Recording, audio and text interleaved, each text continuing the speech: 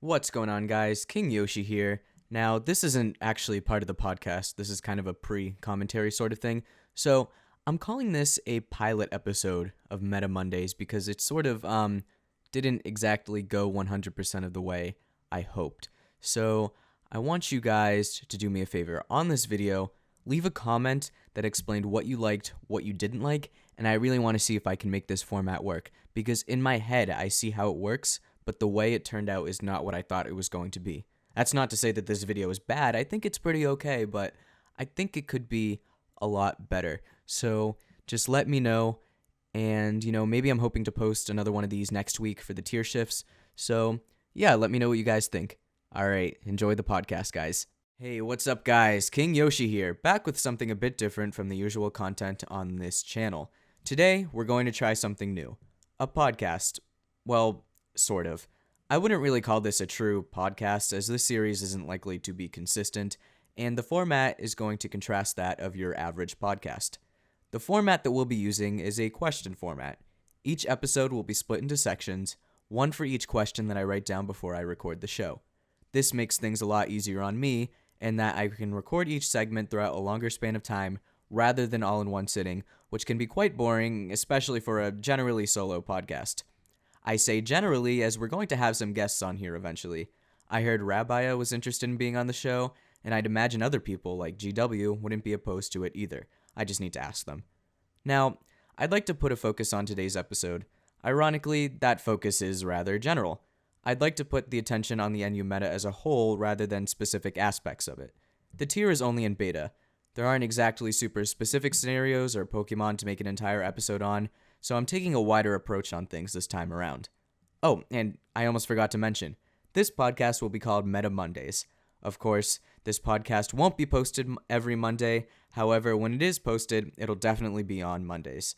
With all that in mind, let's get started. Example with the Life Orb set, Skuntank actually has an 85.5% chance to be 2-hit KO'd after Stealth Rock and Black Sludge recovery, so that's not exactly the best switch-in. I guess it works with the sub-disable set, but your Skuntank on Life Orb is only coming in 2 to 3 times max, if 3 at all, right? So definitely watch out for that, okay? And Pokemon like Rhydon too, is something that's supposed to be bulky with a Violite. Shadow Ball can just 2-hit KO Rhydon after Stealth Rock. And same with Pokemon like Drampa, which is supposed to be especially bulky. Sludge Bomb, 2-hit KO.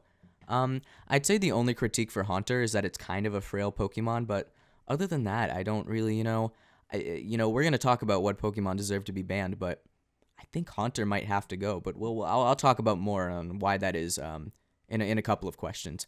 But another Pokemon that is really, really great right now is Toxicroak.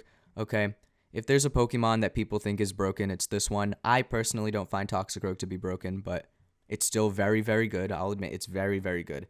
Okay, just like Haunter, it has a variety of sets. You could run Physical Swords Dance, 4 attacks Physical, Choice Specs, Special Life Orb, 4 attacks, 3 attacks Nasty Plot, Choice Scarf.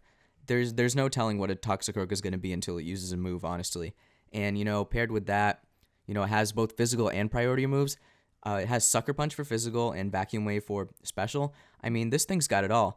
And, Shadow Ball. Don't even get me started on how great it is that Toxicroak has Shadow Ball. Okay? Cofagrigus is not a switch into special Toxicroak. It gets 2-hit KO'd by Shadow Ball. 2-hit KO'd Cofagrigus, one of the bulkiest and best Pokemon in the tier, gets blown away by Shadow Ball. Okay, guys, sorry about that. There was a brief interruption, but, I was talking about Toxicroak and Scrafty. So, Scrafty got banned. So Toxicroak has a lot less competition as a fighting type, so it's really easy to fit on teams right now. I guess my only critique about Toxicroak is that it can be a little bit easy to revenge kill in the early game, but other than that, I don't see a huge problem with Toxicroak at all. It's very, very solid. Would I ban it? Maybe, if Toxicroak got suspect tested, would I vote ban? I don't know. I'm still kind of on the fence about it, in all honesty. But right now, I think I'm leaning towards no ban. All right. Well, the last Pokemon I want to talk about is Sneasel. Now, Sneasel's kind of a hard one in terms of being bannable or not. I personally don't think Sneasel should be banned. Other people do. Knockoff is just an insanely good move. Sneasel being fast, having the coverage, Sneasel does what Sneasel has always done, except not really because of the lack of pursuit. It's no longer a trapper. So I guess it's a lot worse in that sense, but the fact that, tiers like NU now have a much lower what is it? Like power creep? Or yeah, I guess we'll call it power creep. NU has a much lower power level than previous generations. So even with the lack of pursuit, Sneasel's still great. Knockoff is still a great move, especially with heavy duty boots in the tier. Being able to knock off that and, forcing Pokemon to take Stealth Rock damage can be really detrimental to opposing teams. So Sneasel's done what it always has done, has access to Ice Shard, can actually run Low Kick over Pursuit now, which is really nice because you can break through those Steel types. The only kind of, thing that's wrong with Sneasel is that it's weak to Stealth Rocks, and it's never going to really run Heavy Duty Boots. It's always going to run Choice Band, which in turn also makes it fairly predictable. All right, question number 2. What are some overrated Pokemon in the current meta? Now, I actually have 3 of these. My first one is Frostlass. Now, that recently dropped from RU in the most recent meta shift for March, and I think it's super overrated. In the way that people are using it, that is. Most people I see that use Frostlass use it as a spikes lead, and that is not the way to use it. Why? Because Garbodor is a much better spiker, it's much better fighting resist, it's bulky, and you're taking up a go slot for spikes. Why would you do that when, there's Haunter? But I think the best way to use Frostlass is actually with choice specs. Now, you might be thinking I'm crazy, but I've tried it out. I really like it. A lot of good players agree with me. You can fire off Ice Beams, Shadow Balls. Since it doesn't get Freeze Dry, you have to run Thunderbolt, but that's okay, right? The only thing that stinks is that, I don't know, just it can't run Heavy Duty Boots in that case. You could on like a Wisp offensive set, but I don't know. It's not as good as people make it out to be, but it can be decent if you use it in the right way. But with that, there's also Skuntank, which is only really used as a Haunter check. I think it's not bad. It shouldn't be used as much as it is used. And finally, we have Butterfree, which is just okay. Listen, I'm gonna let you guys into something. Okay, if you started playing NU in Generation 8, I'd like to introduce you to a Pokemon called Vivillon, which for 2 generations was the most flames Quiver Dancer in the tier. Now, let me tell you something. Butterfree is the same as Vivillon, except it's just worse. Okay, Butterfree is slower. And there's something else. I know there is. I know they have the same strength. I think Vivillon is actually a little bit bulkier. Butterfree cannot set up on anything because it is so slow. It cannot set up on anything. It will never sweep a game, and it is the worst Pokemon. It should drop to PU. Okay. All right. You know what? I don't want to talk about these Pokemon. Make me mad. I don't want to talk about them. Let me move on to question number 3. What are some underrated Pokemon in the meta? Ooh, okay. I get to talk about some fun Pokemon. Okay. First up, Dubwool. Okay, Scrafty got banned. There's less competition as a bulky setup Pokemon.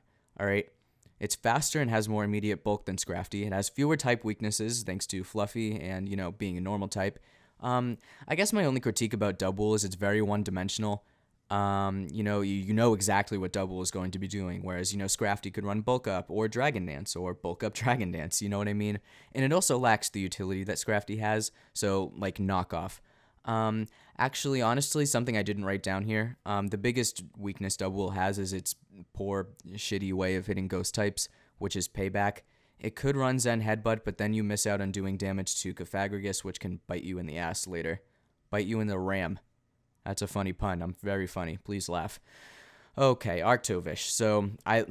Arctovish. I love this Pokemon. Dude, I love Arctovish, okay? Let me tell you something about Arctovish, okay? It's slow.